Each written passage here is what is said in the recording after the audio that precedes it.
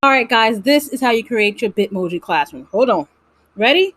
First thing you're going to do, you're going to go to the Chrome Web Store. You're going to go where it says extensions, and you're going to put Bitmoji. I'll spell it right because, I'm a horrible speller.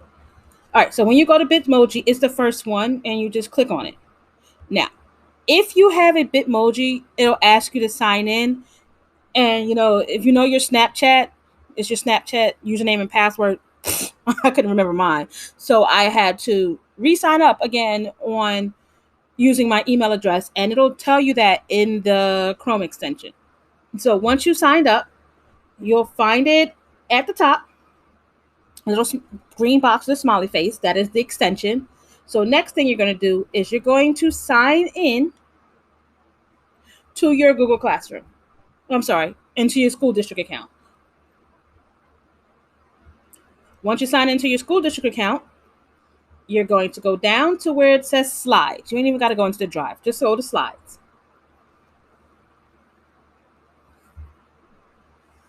Hit a blank slide. You want to start a new presentation, blank. I've did this like 12 times, y'all. 12 times. First thing you do, get rid of the title and the subtitle. You don't need that. You need a completely blank one. Bloop. And bloop. All right. Next up, you're going to add your background. So you're going to go to background, choose image. From choose image, you're going to go to Google image search. And when you search, you're going to search for wall and floor background. Oh, look, they got one for classroom. But you can pick any one. So then all you're going to do is pick one. I'm going to go with the boring one this time. And then you hit insert. Hit done. Once you hit done, you got a nice wall and background. I like to pick out what Bitmoji I'm going to use, but you can either do the insert the picture or you can do the Bitmoji. So basically, you go to the green square, your Bitmoji extension, pick out your Bitmoji. So let's say I'm going to dance. So let me see if I type in dance or, sitting, chair.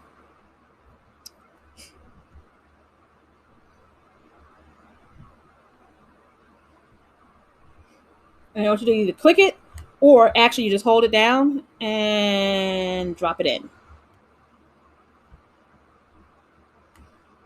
Now it's going to be huge.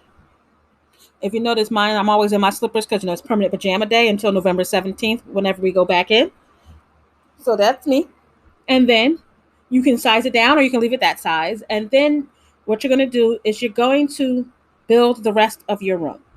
So you're going to go to insert picture, image, click on search the web. Unless you have clip art and you can use your clip art, you can insert it that way. So then you're going to search for image. So I'm going to start with my window. So you're going to put window, transparent background. Window, transparent background. Sometimes you can do clip art. Find a window, one that you like. Since we're going all gray here, I'm going to use that one. Just drag it over. Then you resize it down. Unless you want a big, you know what? I'm going to go with the big window this time. Big window. And then you just keep doing the same thing over again. So let's say I want to put a scenery in my window. So there's a trick to that. So we go with garden. City. We go to cityscape.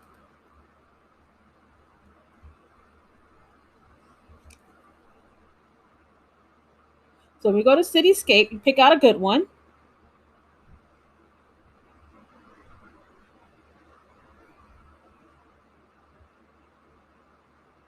I'm going to do this one. You just drag it over. Oh, well. Usually you can just drag it. Just hit insert if you can't get it to drag over, because sometimes that happens to me. Gigantic, right? Just resize it down.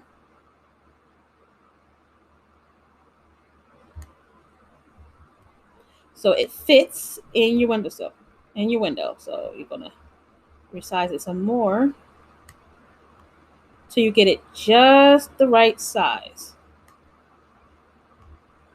Now, the part that you want to do, because you want to show your window, what you're going to do is you're going to go up to format options. No, you're going to go up to arrange. Then you're going to go down to order and send it to back. So now your cityscape, you're looking at it through a window. Okay? So if I wanted to add more to this, like a bookcase, same thing.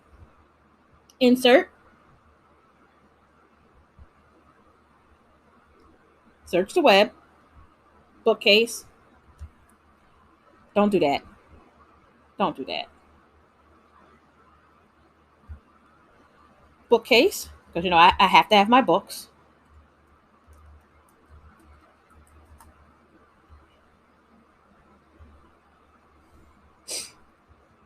And then we all know I have thousands and thousands and thousands of books, so I'm going to add the bookcase behind it. Go on, girl. See, got all my good stuff too. Sharks love chemistry. Size it down, not too small because it is books. Again, see how my face is in front of my face. Go to arrange, order, send backward.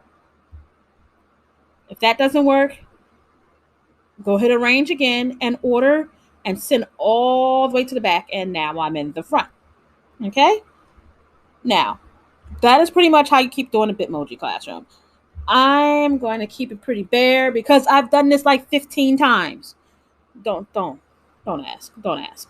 So the only other thing that's left to do, if you would like to make this interactive, what you need to do, very simply, is, let's say it's chemistry. I don't have a book on chemistry, but I have shark. I have a book kind of on sharks.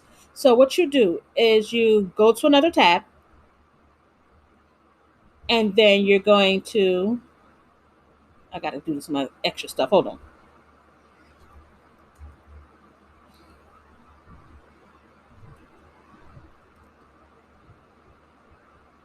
All right, so you got to go to your drive. You got to go to your classroom drive or wherever you stored your books that you've read. Mine are in my Google Drive because I am one for saving space of my personal Google space and using the district's Google space because it's unlimited. So keep piling the crap on there. It's fine. So what you do is you go to your Google Drive wherever you have it. And let's go down till I find the book. Let's see if I can see how many times I've done it. 1, 2, 3. Yeah. So I have Moby Dick. I am a fan. That was a great graphic novel. So what you do is you click on the story that you read aloud, and then you go up to where the link button is, and you click on it. You get a shareable link. When you have your shareable link, you simply copy the link and hit done. Then you go back to your presentation or your Google Classroom, and you click on the bookcase, and you're going to click where it says insert link, and eventually it'll pop up, and you see the link pop up, and then you just paste the link in and hit apply. There it is. Now, from what I was reading on Facebook, there was a nice little infographic about it. A good way to do this to make sure our children know is to put a text box. Click picture to hear story. So we go text box, and you put it like here because it's actually the whole thing. Then you're going to change the color so they can see it. You don't want it to be transparent. You want it to be a nice color. So green. Boom. Then you're going to see here, listen to or hear Moby Dick. And that is it. That is how you create a Google Classroom Bitmoji Classroom.